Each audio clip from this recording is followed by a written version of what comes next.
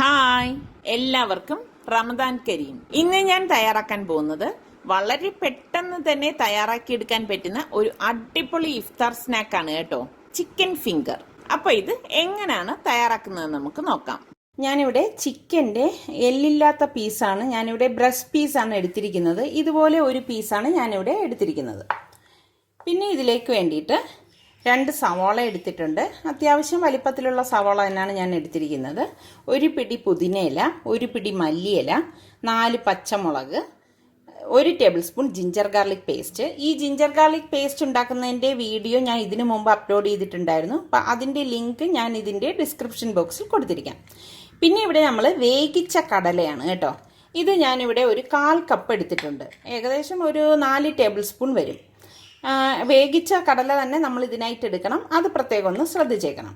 അപ്പം നമുക്കിനി ഇത് എങ്ങനെയാണ് തയ്യാറാക്കുന്നതെന്ന് നോക്കാം. ഞാനിത് ഫുഡ് പ്രോസസ്സറിലിട്ട് അരച്ചെടുക്കാൻ പോവുകയാണ്.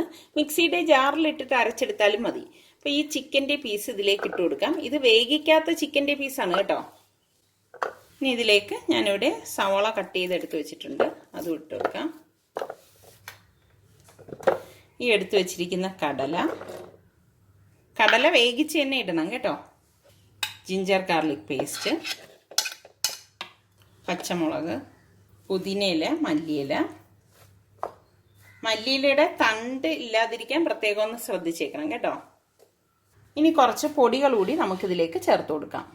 1/2 ടീസ്പൂൺ മഞ്ഞൾപ്പൊടി, 1/2 ടീസ്പൂൺ ഗരം മസാല പൊടി, 1/4 ടീസ്പൂൺ കാശ്മീരി റെഡ് ചില്ലി പൗഡറാണ് ഞാനിവിടെ എടുത്തിരിക്കുന്നത്, 1/4 ടീസ്പൂൺ മല്ലിപ്പൊടി. ഇതിലേക്ക് ഇനി ഞാൻ കുറച്ച് ഒറിഗാനോ കൂടി ഇട്ട് കൊടുക്കും. ഇത്രയും മതിയാകും, ഏകദേശം 1/2 ടീസ്പൂൺ ഒറിഗാനോ. കുറച്ച് നല്ലൊരു ടേസ്റ്റ് ആയിരിക്കും ഇതൊക്കെ ഇട്ടിട്ട് നമ്മൾ ഉണ്ടാക്കിയെടുക്കുമ്പോൾ. ഇനി ഇതിലേക്ക് പാകത്തിനുള്ള ഉപ്പിട്ട് കൊടുക്കണം. ഇതൊന്ന് അടിച്ചെടുത്ത ശേഷം ഇനി ഒരു കാര്യം കൂടി നമ്മൾ ഇതിലേക്ക് ചേർത്ത് കൊടുക്കും. ആദ്യം നമുക്ക് ഇതൊന്ന് അടച്ചിട്ട് അടിച്ചെടുക്കാം. നമ്മളിത് അരച്ചെടുക്കുമ്പോൾ ഒട്ടും വെള്ളം ചേർക്കരുത് കേട്ടോ. ഇതൊന്ന് ഓപ്പൺ ചെയ്ത് നോക്കാം. ഇതിൻ്റെ സൈഡിലുള്ളതൊക്കെ ഒന്ന് ഒതുക്കി കൊടുക്കണം കണ്ടോ.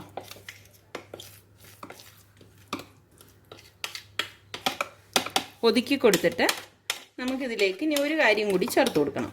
ഇനി ഇതിലേക്ക് നമുക്ക് ചേർത്ത് കൊടുക്കേണ്ടത് ബ്രെഡാണ്. ഞാനിവിടെ ഒരു 4 സ്ലൈസ് ബ്രെഡ് എടുത്തിട്ടുണ്ട്. ബ്രെഡ് ഇതുപോലെ തന്നെ റഫായിട്ട് മുറിച്ചിട്ട് കൊടുക്കാം. ഇപ്പം നിങ്ങളുടെ കയ്യിൽ ഇതുപോലെ പ്രോസസ്സർ ഇല്ലെങ്കിൽ മിക്സിയുടെ ജാറിലിട്ട് അടിച്ചെടുത്താലും മതി കേട്ടോ. നമുക്കെല്ലാം കൂട്ടിയിട്ട് ഒന്നുകൂടി നന്നായിട്ടൊന്ന് അടിച്ചെടുക്കണം. ഇത്രയും മതിയാകും കണ്ടോ. ഇതിവിടെ നന്നായിട്ട് അരഞ്ഞു വന്നിട്ടുണ്ട്. ഈ ഒരു പരുവത്തിൽ വേണം നമ്മളിത് അരച്ചെടുക്കേണ്ടത്, കാണാമല്ലോ. ഇനി നമുക്ക് ഇത് ഒരു പ്ലേറ്റിലേക്ക് മാറ്റാം. ഞാൻ ഇതുപോലെ ഒരു പ്ലേറ്റ്, അതായത് ഇതുപോലെ സൈഡ് ഇങ്ങനെ പൊങ്ങിയിട്ടുള്ള ഏത് തരം പ്ലേറ്റ് വേണമെങ്കിലും എടുക്കാം.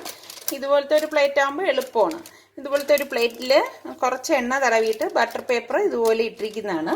ഇതിലേക്ക് നമ്മൾ ഈ അരച്ച് വെച്ചിരിക്കുന്ന മിക്സിംഗ് ഇല്ലേ, അത് വെച്ച് കൊടുക്കാം.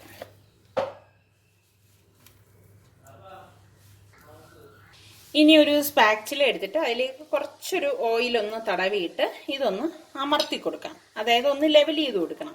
അപ്പം തമ്മിൽ ഇതുമായിട്ട് ഒട്ടാതിരിക്കാനാണ് നമ്മൾ ഓയിൽ തടവി കൊടുക്കുന്നത്. ഒരേപോലെ ഒന്ന് ലെവൽ ചെയ്ത് കൊടുക്കണം കേട്ടോ. ഇതിപ്പോൾ ഞാനിവിടെ ലെവൽ ചെയ്ത് എടുത്തിട്ടുണ്ട്. ഇനി നമുക്ക് ഇതൊന്ന് സെറ്റ് ആവാനായിട്ട് ഞാനിവിടെ 1 മണിക്കൂർ ഫ്രീസറിലേക്ക് മാറ്റുവാണ്. ഫ്രീസറിൽ നിന്ന് മാറ്റിയ ശേഷമാണ് നമ്മളിത് കട്ട് ചെയ്തെടുക്കുന്നത്. അപ്പോൾ ഞാൻ ഇനി ഇത് സെറ്റ് ആവാനായിട്ട് ഫ്രീസറിലേക്ക് കൊണ്ട് വെക്കാൻ പോവുകയാണ്. ഞാനിത് ഫ്രീസറിൽ വെച്ച് ഒന്ന് സെറ്റാക്കി എടുത്തിട്ടുണ്ട്. ഇനി നമുക്ക് ഈ ബട്ടർ പേപ്പറിൽ നിന്ന് ഇത് മാറ്റിയിട്ട് കട്ട് ചെയ്തെടുക്കണം. അപ്പോൾ ഇങ്ങനെ എളുപ്പത്തിന് ഇളക്കി എടുക്കാൻ വേണ്ടിയിട്ടാണ് ഇതുപോലെ ഒരു ബട്ടർ പേപ്പറിലേക്ക് വെച്ച് കൊടുക്കുന്നത് കേട്ടോ.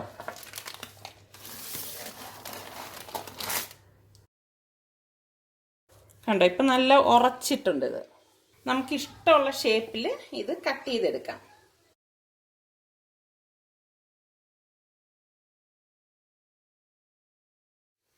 ഞാൻ ഇതുപോലെ നീളത്തിന് കട്ട് ചെയ്തിട്ട് പിന്നെ ഇത് 3 ആക്കി കട്ട് ചെയ്തെടുക്കുകയാണ്.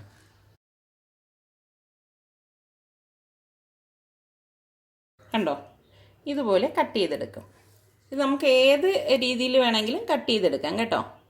ഇത് നമുക്ക് ആവശ്യത്തിനുള്ളത് ഫ്രൈ ചെയ്തെടുത്തിട്ട് ബാക്കിയുള്ളത് ഫ്രീസറിൽ സൂക്ഷിക്കാം കേട്ടോ. ഈ സ്റ്റേജിലല്ല നമ്മളിനി ഫ്രീസറിൽ സൂക്ഷിക്കേണ്ടത്, ഞാൻ നിങ്ങൾക്ക് കാണിച്ചു തരാം.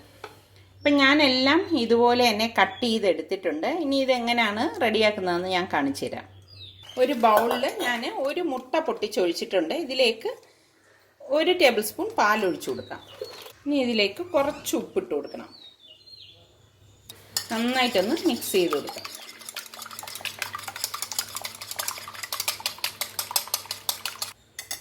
ഈ മുട്ട അങ്ങോട്ട് മാറ്റി വയ്ക്കാം. ഇനി നമുക്ക് വേണ്ടത് ബ്രെഡ് ക്രംസും വേണം, കുറച്ച് മൈദയും വേണം. ഈ ബ്രെഡ് ക്രംസ് ഉണ്ടാക്കുന്നതിൻ്റെ വീഡിയോ ഞാൻ ഇതിനു മുൻപ് അപ്ലോഡ് ചെയ്തിട്ടുണ്ടായിരുന്നു. അപ്പോൾ അതിൻ്റെ ലിങ്ക് ഞാൻ ഇതിൻ്റെ ഡിസ്ക്രിപ്ഷൻ ബോക്സിൽ കൊടുത്തിരിക്കാം. ഈ കട്ട് ചെയ്ത് വെച്ചിരിക്കുന്ന ഓരോ ചിക്കൻ്റെ ഇതുപോലത്തെ ഫിംഗറും എടുത്തിട്ട് ആദ്യം ഈ മൈദയിലേക്ക് ഇട്ട് കൊടുക്കാം. മൈദയിൽ ഇതുപോലെ ഒന്ന് കോട്ട് ചെയ്യണം. അതിനുശേഷം നമ്മൾ ഈ അടിച്ചു വെച്ചിരിക്കുന്ന മുട്ടയിലേക്കൊന്ന് മുക്കി കൊടുക്കാം. ഇനി ഇതിനെ നമുക്ക് ഈ ബ്രെഡ് ക്രംസിൽ ഒന്ന് റോൾ ചെയ്തെടുക്കാം. ബ്രെഡ് ക്രംസിൽ നമ്മൾ കുറേശ്ശെ ബ്രെഡ് ക്രംസ് ഇട്ടിട്ട് വേണം നമ്മൾ ഇങ്ങനെ ചെയ്തെടുക്കേണ്ടത്. അല്ലെങ്കിൽ എന്തെന്ന് വെച്ചാൽ പെട്ടെന്ന് ഇത് കട്ട പിടിക്കും, ഈ നമ്മുടെ കയ്യിലെ ഈർപ്പൊക്കെ വന്നിട്ടേ. അപ്പം വെറുതെ വേസ്റ്റ് ആയി പോവും. കണ്ടോ, ഇത്രയേ ഉള്ളൂ സംഭവം. ഇതുപോലെ വേണം നമ്മൾ എടുക്കേണ്ടത്.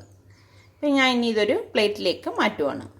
ഇനി മൈദയിൽ മുക്കാതെ ഇതുപോലെ എടുത്തിട്ട് ഡയറക്റ്റ് മുട്ടയുടെ ഈ കൂട്ടിൽ മുക്കിയിട്ട് ബ്രെഡ് ക്രംസിൽ റോൾ ചെയ്തെടുക്കാവുന്നതുമാണ് കേട്ടോ.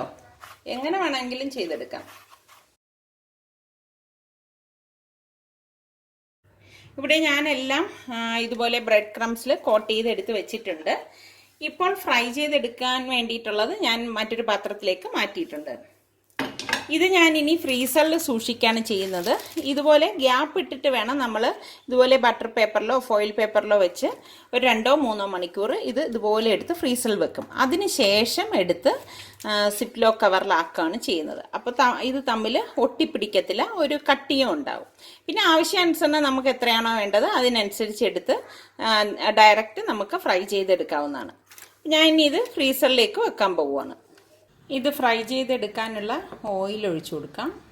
നന്നായിട്ട് ചൂടായ ശേഷം നമുക്ക് ഈ ചിക്കൻ ഫിംഗർ ഇട്ടിട്ട് തീ കുറച്ച് വെച്ചിട്ട് വേണം നമ്മളിത് ഫ്രൈ ചെയ്തെടുക്കാനുള്ളത്.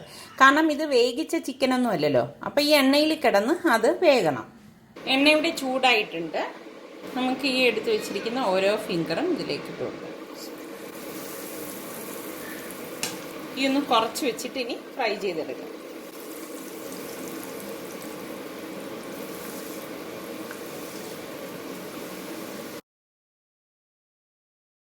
ഉടൻ തന്നെ മറിച്ചിടാൻ ശ്രമിക്കരുത്, എങ്കിൽ ഇത് പൊട്ടിപ്പോവും.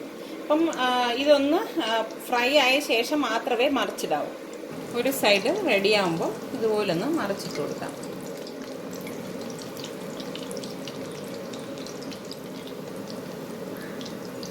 ഇതൊന്ന് റെഡിയായി കഴിഞ്ഞാൽ നമുക്ക് ഫ്ലെയിം ഒന്ന് കൂട്ടി കൊടുക്കാം. ഇത്രയും മതിയാകും.